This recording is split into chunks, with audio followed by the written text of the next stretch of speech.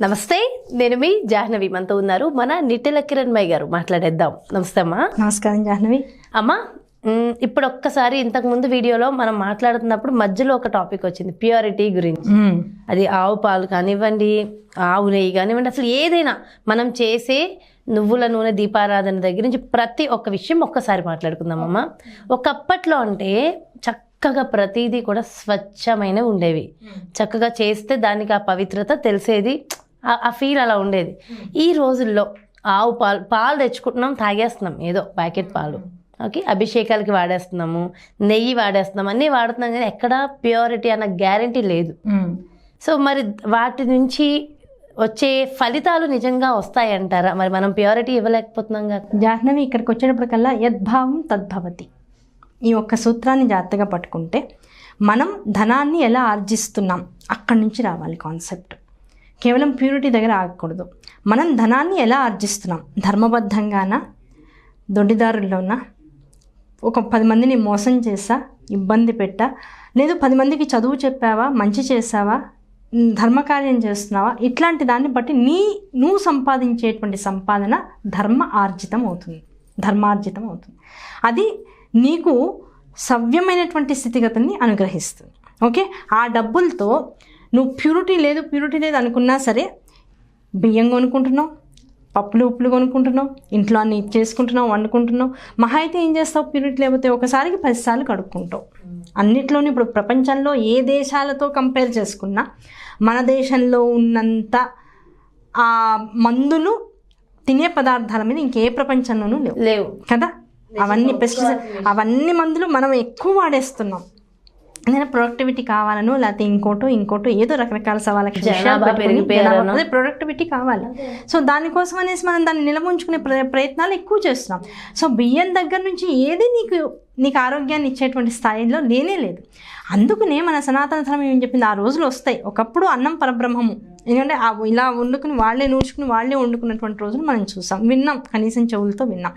ఇవాళ రోజున ఎన్ని నెలల కిందట ఉన్నవో, ఎంత దానిలో పురుగుల మందులు కలిపారు, ఎంత దాన్ని నిలవబెట్టడానికి ప్రయత్నించారు. ఆ బియ్యం మన దగ్గరకు వస్తున్నాయి. 1కి 10 సార్లు కడుక్కుంటున్నాం.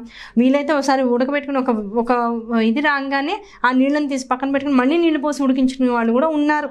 ఆరోగ్యం అని వెనకాల పడేవాళ్ళు. ఇలా మనం ఆలోచిస్తూ పోతే ఆ అన్నం తినేటువంటి స్వరూపంలో నాకు ఏది ప్రాప్తమో, నేను ధర్మార్జితమైనటువంటి సంపాదన నాది. ఆ ధర్మార్జితమైనటువంటి దాంతో ఇదివరకు కర్మలు నేను ఏం చేస్తానో నాకు తెలియదు, దాంతో ఇవాళ నేను ఎంత సంపాదిస్తున్నానో నాకు తెలియదు, ఏది నా నోట్లో పెట్టుకుంటున్నానో అది ఇదివరకు నేను నిన్న ఒకళ్ళకి పెట్టినటువంటిదే. ఎంగిలి కూడా తింటున్నానా, ఇదివరకు ఎంగిలి కూడా ఎవరికో పెట్టాను. ఓకే, చక్కటి ఫుడ్ కాకుండా పాడైంది తింటున్నానా, ఇదివరకు ఎవరికో అలా పెట్టాను. ఇదంతా కూడా కర్మానుసారం జరిగేటువంటి విషయాలు. ఇవాళ 4 వేళ్ళు చేతిలోకి వెళ్తున్నాయి. ఒకప్పుడు ఈ 4 వేళ్లతో ఒకళ్ళకి దాన ధర్మం, ఇంకొకళ్ళకి తెలియకుండా చేసేసాను, ఈ చేతికి కూడా తెలియకుండా చేశాను, అందుకే ఇవాళ 4 వేళ్ళు నాకు నోట్లోకి వెళ్తున్నాయి. ఇలాంటివన్నీ మన పెద్దవాళ్ళు చెప్తూ ఉంటారు. అలా క్రమంలోనే నువ్వు ఇవాళ ఏది కొంటున్నావో అది నువ్వు ఎలా సంపాదిస్తున్నావు అనే దాంతో ఆధారపడితే ఆ తెచ్చుకున్నటువంటి వస్తువులు, ఆవు పాలు కావచ్చు, ఆవు నెయ్యి కావచ్చు, లేదు నువ్వు నూనె కావచ్చు, లేదు వత్తులు కావచ్చు. వత్తులు కూడా ప్యూర్ పద్ధతి ఎవరు చేస్తున్నారమ్మా? రకరకాల కాటన్, మన హాస్పిటల్ కాటన్ వాటితో చేసేస్తున్నారు. అది ఈజీగా దొరుకుతుంది ప్రతి వాళ్ళకి కూడా. ఇదివరకు రోజుల్లో పత్తి తీసుకుని ఒలుచుకుని అందులో గింజలు తీసి అవన్నీ ఆవుకి పెట్టి పెద్దవాళ్ళు చక్కగా చేసుకునేవాళ్ళు. ఇంట్లో కూర్చొని అదో ప్రత్యేక కార్యక్రమంగా చేసుకునేవాళ్ళు. వాళ్ళు చక్కగా ఏ భగవద్గీత చేసుకుంటూ చేశారు. ఇప్పుడు మరి అవన్నీ ఏది, అసలు అమ్మమ్మలు నాయనమ్మలు టీవీలు వదిలి వస్తే కదా యువతలకి చేసుకోవడానికి. పోనీ చేసిన వాళ్ళ మనసులో సీరియల్ తగులుతుందిగా, దైవానాంశం ఎక్కడ ఉంది నీకు, సీరియల్ చూస్తూ చేస్తున్నా. కనుక వీటన్నిటిలో ఇప్పుడు ఎక్కడ మనం ముఖ్యమైనటువంటి విషయం ఎక్కడ గమనించాలంటే, మన మనస్సులు ఎంత ప్యూరిటీగా ఉంటాయో ఆటోమేటిక్గా అక్కడ ఉన్నటువంటి వస్తువు అంతే ప్యూరిటీని కలిగి ఉంటుంది. అన్నం వండుతున్నావు, మనసు పెట్టి వండు, అనవసరమైన ఆలోచనలు చేయొద్దు అని చాలా వీడియోస్ చేసాం మనం. అలాగే ఒక వర్క్ చేసుకుంటున్నావు, ఆ పని మనస్సు పెట్టి చేయి, అక్కడ మళ్ళీ డైవర్షన్స్ వద్దు నీకు. అలాగే ఒక వస్తువుని కొంటున్నావు, భగవంతుడా నువ్వు ఇచ్చినటువంటి ఆదాయంలో, నువ్వు ఇచ్చినటువంటి బుద్ధితో నేను ఈ వస్తువుని కొనుక్కుంటున్నా, నువ్వు ఇచ్చినటువంటి డబ్బు, నేను శ్రమ పడుతున్నా, ఈ శ్రమ పడుతున్నా అంటే ఈ చేతులు కాళ్ళు కూడా నువ్వే ఇచ్చావు, నువ్వు ఇచ్చినటువంటి దాంతో ఈ డబ్బులతో నేను ఇది కొనుక్కుంటున్నా. ఇందులో ప్యూరిటీ అంటావా, నేను కొలమానం పెట్టలేను. పెట్టగలిగింది ఏమిటి, మనస్సు ఒక్కటే. ఎటువంటి వస్తువులు నాకు సేకరించుకుని దగ్గర పెట్టుకున్నా మనసు లేకపోతే దానికి విలువ లేకుండా ఉంటుంది. ఇవన్నీ ఎలా ఉన్నా నా మనస్సు బాగుంది స్వామి, నిన్నే కోరుకుంటోంది కనుక ఇందులో శుద్ధత్వాన్ని ఇప్పుడు ఎవరు ఇవ్వాలి? నువ్వే ఇవ్వాలి. ఆ శుద్ధత్వం అనేటువంటిది ఎప్పుడైతే మన మనస్సులో ఉంటుందో, మనస్సు కేంద్రీకరించడం అనేటువంటి స్థితి ఎప్పుడైతే మనకు కలుగుతుందో, నువ్వు ఎటువంటి వస్తువుల్ని పరమేశ్వరుడికి అర్పించినా ఆయనకి చెడు లేదు, మంచి లేదు. ఈ చెడు మంచి మన వరకే కదా, అవునా కదా? ఈ చెడులు మంచులు, లేకపోతే సుఖాలు దుఃఖాలు, మంచి పాపాలు, లేకపోతేనేమో పుణ్యాలు, ఇవన్నీ మన వరకే. ఆయనకు అన్నీ కలిపితే కదా ఆయన. కనుక వచ్చేటువంటి వస్తువులు ఎలా అన్నా రాని, కాల దోషాలని అనుసరించి కాలానుక్రమంలో మనకేది ప్రాప్తమో అది మన దాకా వస్తుంది. ఆ వచ్చిన దాన్ని యథార్థంగా స్వీకరించు. అందుకని ఆ పెట్టేటువంటి ప్రమిద అయితే మట్టి ప్రమిదలో పెట్టు, లేకపోతే లోహంతో చేసినటువంటి వాటిల్లో శుభ్రంగా ఎప్పటికప్పుడు కడుక్కుని పెడుతూ ఉండు. ఆ పెట్టేటువంటి దానిప్పుడు అందుకనే ప్రతి విషయానికి దీపం వెలిగించేటప్పుడు మంత్రం చెప్పారు, ఆవు పాలతో అభిషేకం అప్పుడు మంత్రం చెప్పారు. మంత్రం వల్ల వస్తువు శుద్ధత్వాన్ని పొందుతుంది. అందుకని అన్నం వండుకున్నాం, పెట్టుకున్నాం, నువ్వు ఎలాంటి మనస్సుతో ఉన్నా సరే, అహం వైశ్వానరో భూత్వా ప్రాణినాం దేహమాశ్రిత ప్రాణాపాన సమాయత్తం పచామ్యన్నం చతుర్విధం అన్నపూర్ణే సదాపూర్ణే శంకర ప్రాణవల్లభే జ్ఞాన వైరాగ్య సిద్ధ్యర్థం భిక్షాం దేహి చ పార్వతి మాతా చ పార్వతీదేవి పితాదేవో మహేశ్వర బాంధవ శివభక్త స్వదేహో భువనశ్రేయం. ఇలాంటి మంత్రాలన్నీ చెప్పుకోవడం వల్ల అన్నం అంతా కూడా పవిత్రమవుతుంది, అమృతమవుతుంది. అమృతతుల్యమైనటువంటి దాన్ని అప్పుడు శరీరంలోకి భవనామస్మరణతో పంపిస్తున్నాం. నామస్మరణ వల్ల, ధ్వని వల్ల స్వీకరిస్తున్నటువంటి పదార్థము లేదు, అనుభవిస్తున్నటువంటి పదార్థము, వాడుతున్నటువంటి పదార్థము అమృతమయంగా మారిపోతుంది. అది భారతీయ సంస్కృతి యొక్క గొప్పతనం. పవిత్రంగా మారిపోతుంది. అదే మనం స్నానం చేసేటప్పుడు గంగే చెమునై స్నానం దగ్గర నుంచి మొదలెడుతున్నాగా. ఇప్పుడు నీళ్ళ దగ్గర నుంచి, మరి నీళ్ళు ఎన్ని రోజుల నుంచి ట్యాంకుల్లో ఉంటున్నాయి, దానికి ఎంత పాచి పడుతుంది, రోజు వెళ్ళి కడిగేవాడు ఎవడున్నాడు, అవునా కదా? అక్కడి నుంచి మొదలెట్టుకుంటే ప్రతి దాన్ని మనం శుద్ధి చేసుకుంటున్నాం, మంత్రంతోనూ మనసుతోనూ, దాంతోపాటు మన భావనతోనూ. వీటన్నింటికన్నా మించింది భావన. యద్భావం తద్భవతి, మీరు ముందే చెప్పారు. అది ఆ భావాన్ని అనుసరించి ఏ పనైనా జరుగుతుంది. మనకి ఏది ప్రాప్తం ఉందో అదే మన దాకా వస్తుంది. నువ్వు ఏది ఇచ్చావో అదే వస్తుంది. అందుకనే నీ కోసం కొనుక్కున్న మంచి పండు నీకు నచ్చింది, అదే ఒకళ్ళకి పెట్టడం నేర్చుకో. తింటే మా అమ్మమ్మ గారు ఎప్పుడు చెప్తూ ఉండేవాళ్ళు ఒక రోజు, అమ్మ తింటే కొన్ని గంటల్లో మళ్ళీ శరీరం నుంచి బయటకు వెళ్ళిపోవాల్సిందే, అదే పెడితే జన్మల పర్యంతం మనతో పాటు వస్తూనే ఉంటుంది ఆ పుణ్యం.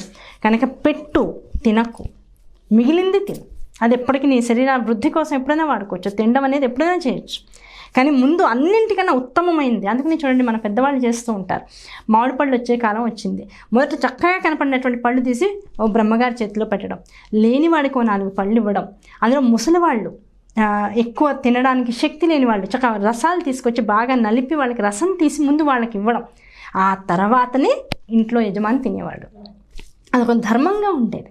అలాగే ఇంటికి ఒక కొత్త వస్తువు తీసుకొచ్చుకున్నాం, ఆ వస్తువు తెచ్చుకునే ముందు ఎరా దీని మీద ఎవరికైనా మనసుందా, బట్టలు కొనుక్కున్నాం, పండగ వచ్చింది, ఇంటికి పెద్దవాడు తమ్ముళ్ళని చెల్లెల్ని అందరినీ ఫోన్ చేసారా పండగ వస్తుంది బట్టలు కొనుక్కున్నారా, ఇంతమందిని అడిగేవాళ్ళు. అంటే శుద్ధత్వం, దట్ ఈస్ కాల్డ్ ప్యూరిటీ. ఆ ప్యూరిటీ వస్తువుల్లో చూస్తాం. నీ మనసులో ఉంటే ప్రపంచం అంతా ప్యూర్గానే ఉంటుంది. ఇవాళ ఎవరికి వాళ్ళం బట్టలు కొనేసుకుంటున్నాం, సందర్భం లేదు, ఒక ఉచితమైనటువంటి స్థాయి లేదు, రోజు బట్టలే. అలాంటి బట్టలు ఏమైనా బాగుంటున్నాయో, 10 మంది వేసుకున్న బట్టలు తీసుకొచ్చి నువ్వు అన్నీ వాళ్ళు వేసుకుంటున్నావు, అదే కొత్త బట్టలు అంటున్నావు. ఆ స్వెట్, ఆ శరీరానికి ఉన్నటువంటి మాలిన్యాలు అన్నీ నువ్వు ఇవాళ కొత్త బట్టలు పాపాది కనీసం పసుపు పెడితే మళ్ళీ వాడు రిటర్న్ తీసుకోడు. అబ్బా పసుపు పెడితే డ్రెస్ పాడైపోతుంది, వేసుకోకుండానే వేసేసుకుంటున్నాం. ఇవన్నీ these are the purity symptoms. వేటిని నేను వాడను, నాకు వచ్చే వస్తువులు మాత్రం ప్యూర్గా కావాలి. హౌ? ఫ్యాక్ట్, నిజంగా అమ్మా. సో కాబట్టి మనం మంచి అది ప్యూర్గా ఉందని చెప్పి భావించి మానసిక శుద్ధత్వంతో మనం చేసేస్తే సరిపోతుంది. ముందు ద్రవ్యం సంపాదించడం, ప్యూరిటీగా సంపాదించారు. ధార్మికమైనటువంటి మార్గంలో చెప్పకనే చాలా గొప్ప సమాచారం అందించారు మా దీంట్లో, నిజంగా. సో ఆ ప్యూరిటీ సంపాదన ఎవరికి ఉంది అనేది చూసుకుని ఆ విధంగా వెళ్తూ నలుగురికి పెట్టే విధానాన్ని మనం పెంపొందించుకుంటే నిజంగా గొప్ప విషయం. చాలా చాలా గొప్ప సందేశాన్ని ఇచ్చారమ్మా. Thank you so much. నమస్కారం. సో చూసారు కదండి, ప్యూరిటీ, స్వచ్ఛత ఎక్కడుంది. మనం పెట్టే నైవేద్యాలు, మనం ఇచ్చే దీపారాధనలు, వీటి వల్ల మనకు నిజంగా ఫలితం వస్తుందని ఎలా అనుకోవాలి, మనం ప్యూరిటీ ఇస్తున్నామా అన్న అనుమానం ఎవరికైతే ఉందో వాళ్ళందరికీ ఈ కాన్సెప్ట్, ఈ వీడియో ఒక చక్కటి సమాధానం అనే చెప్పాలి.